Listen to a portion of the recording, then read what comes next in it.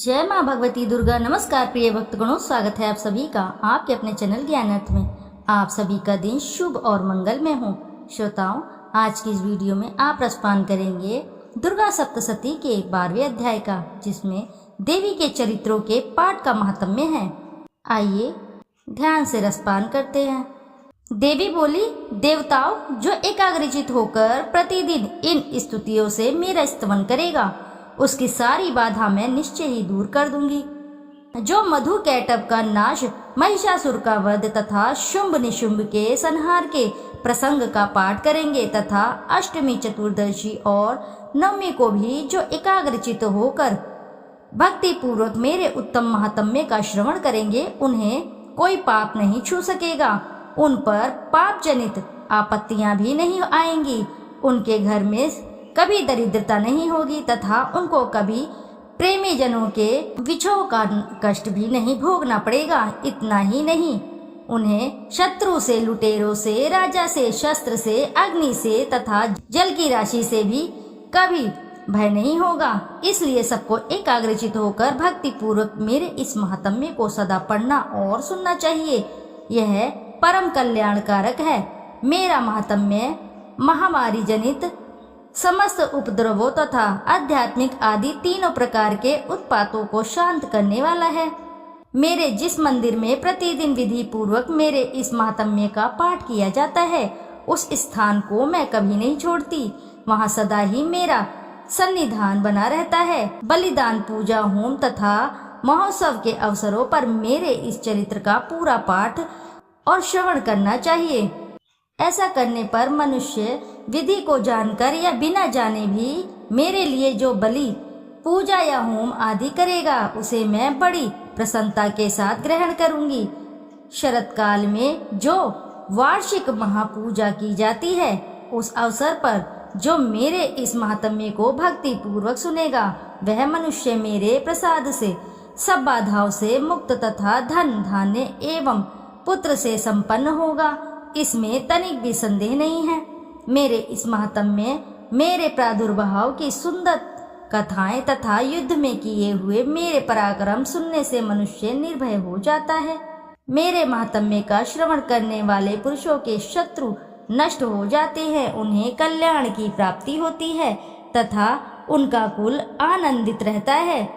सर्वत्र शांति कर्म में बुरे स्वप्न दिखाई देने पर तथा ग्रह जनित भयंकर पीड़ा उपस्थित होने पर मेरा महात्म्य श्रवण करना चाहिए। इससे सब विघ्न तथा भयंकर ग्रह पीड़ाएं शांत हो जाती हैं और मनुष्य द्वारा देखा हुआ दुस्वप्न शुभ स्वप्न में परिवर्तित हो जाता है। बाल ग्रहों से आक्रांत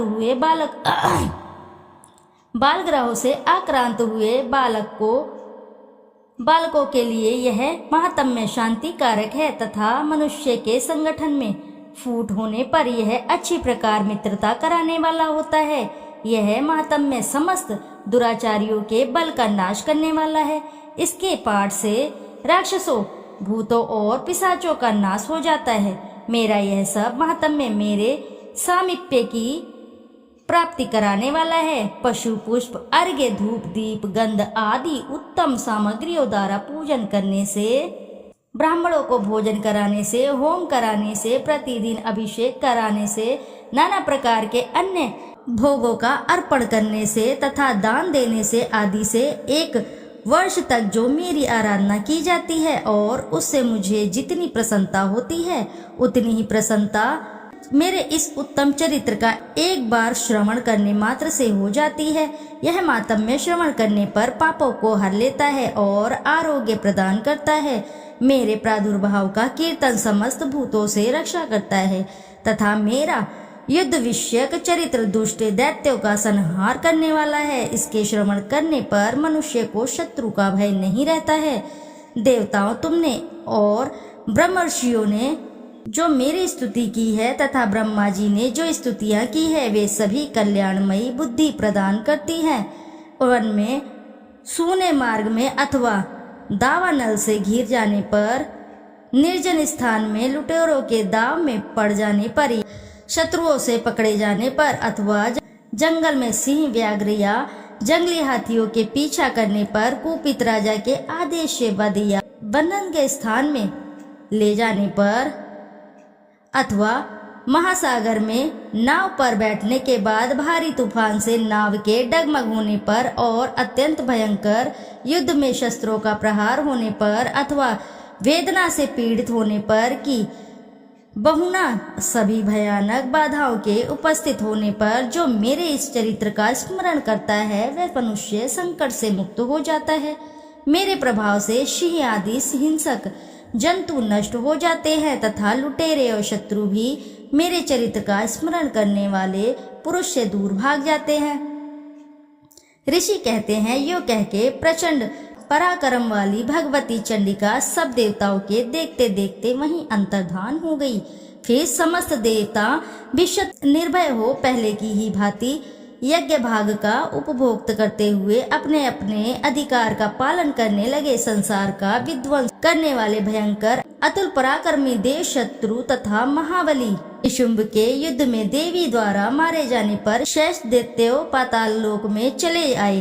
राजन, इस प्रकार भगवती अंबिका देवी नित्य होती हुई भी पुनः पुनः प्रकट होकर जगत की रक्षा करती हैं। वे ही इस विश्व को मोहित करती, वे ही जगत को जन्म देती तथा वे ही प्रार्थना करने पर संतुष्ट हो विज्ञान एवं समृद्धि प्रदान करती हैं। राजन, महाप्रलय के समय महामारी का स्वरूप धारण करने वाली वे महाकाली ही इस समस्त ब्रह्मांड में व्याप्त हैं। वे ही समय समय पर महामारी होती और वे ही स्वयं आजन्मा होती हुई भी सृष्टि के रूप में प्रकट होती हैं। वे सनातनी देवी ही समय अनुसार संपूर्ण भूतों की रक्षा करती हैं। मनुष्य के अभ्युदय के समय वे ही घर में लक्ष्मी के रूप में स्थित हो उन्नति प्रदान करती है और वे ही अभाव के समय दरिद्रता बनकर विनाश का कारण होती है।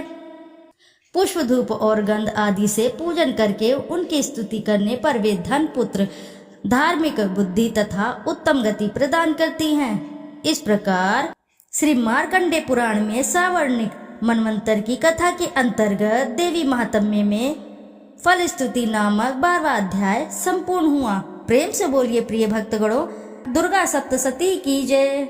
श्रोताओं, यदि आपको कथा अच्छी लगती है तो वीडियो को जरूर लाइक करें, साथ ही चैनल को सब्सक्राइब करें और एक बार अपनी सच्ची श्रद्धा से कमेंट बॉक्स में अवश्य ही लिख दे जय माँ भगवती दुर्गा।